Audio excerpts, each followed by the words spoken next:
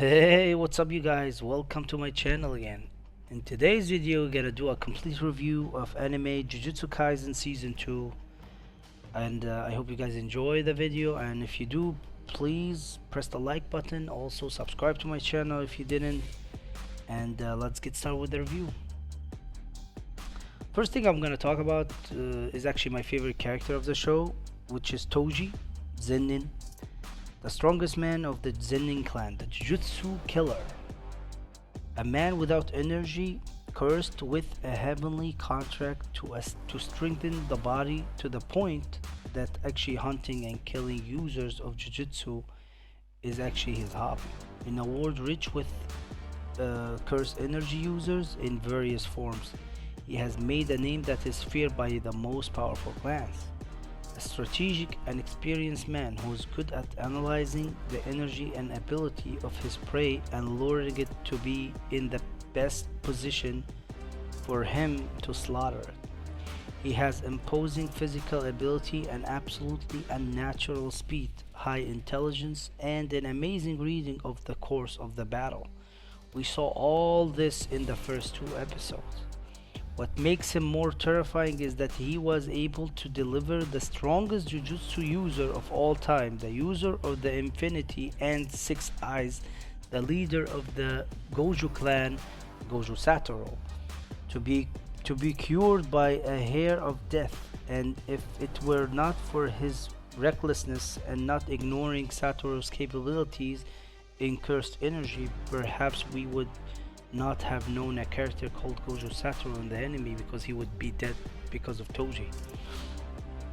The killer of the Zenin clan, Toji, the strongest human without cursed energy that has ever lived.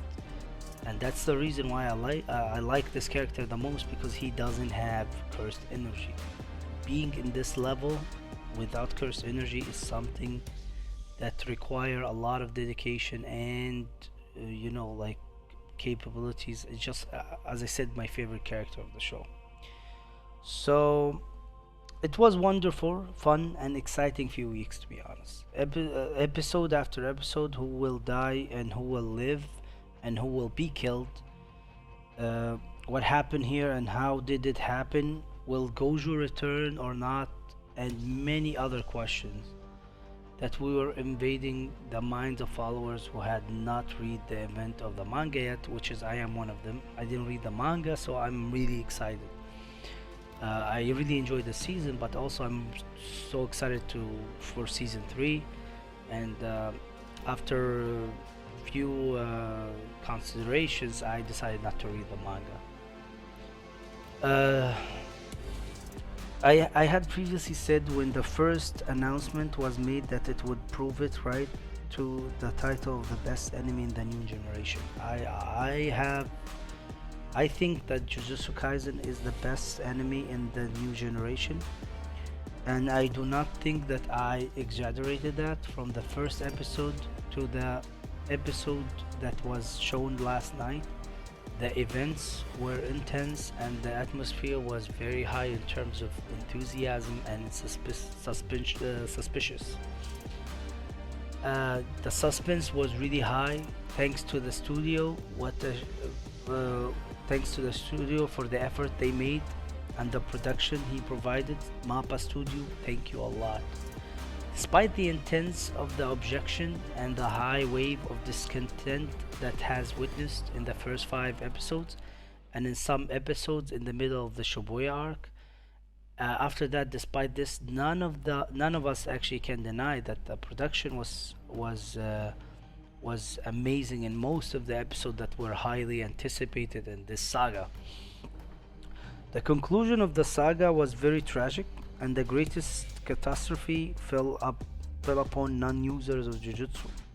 As with the spread of millions of curses of various degrees, there became, uninhabited areas, and others considered jungles in which no ordinary human foot should sit there.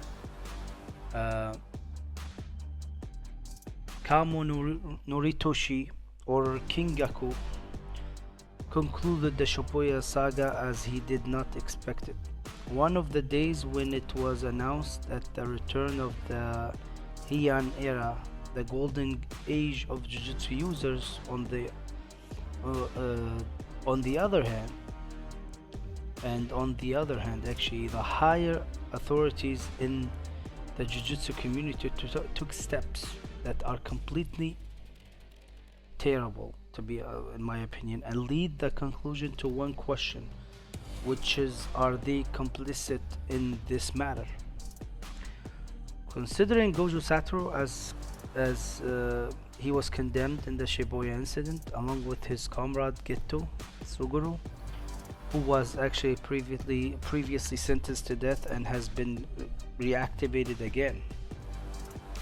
A very strange decision. Rather, he was expelled from society and seeking to free him to consider a crime punishable by death.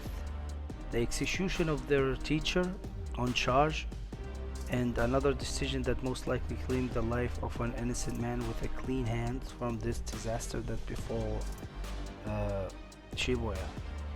Canceling the suspension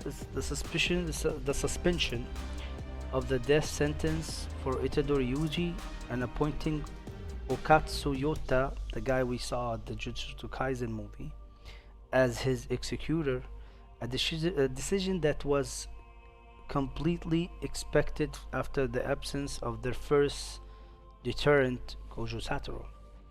And his student is now considered a war criminal, even though all he did was lose people dear to him one after one, and ending up in him actually condemned to death. The upcoming event will never be less fun and exciting than what we witnessed in this season. Jujutsu Kaisen manga was like the best-selling manga in the past couple of years, and I can see from Shibuya arc why. The execution game arc will be next, and it's gonna be the main title of the third season, and I hope that we will actually watch it next summer in 2024, and I hope they don't delay it to 2025 or 6, and because then I don't think I can wait that long, and I will just enter the manga. As the weekly fun will never be complete without Jujutsu Kaisen episode, to be honest. I mean, it was a really amazing couple of months watching Jujutsu week after week, and I can't wait for season 3. And the last part of the review, I'm gonna talk about this curse. When you see this monster messing up with the last remaining Jujutsu users in Shibuya with an innocent smile on his face, you realize how great confidence this person possesses. You can call him Geto, Kamo Noritoshi, Kinkaku, they are all just names, a curse that have lived for hundreds of years in different bodies, planning and thinking with everything it has to build its own world according to its plans and goals that it's aspire to achieve. What this cursed person did in Shibuya was a display of the ability he possessed of intelligence, strength, cunning, and planning. And it seemed that in the end he achieved all his goals and with almost no significant losses. The curses that he eradicated cannot be considered losses on his part, as you can see from what he did to Mahito. Everyone he brought with him to Shibuya actually are nothing but pawns that he actually can do whatever he wants with.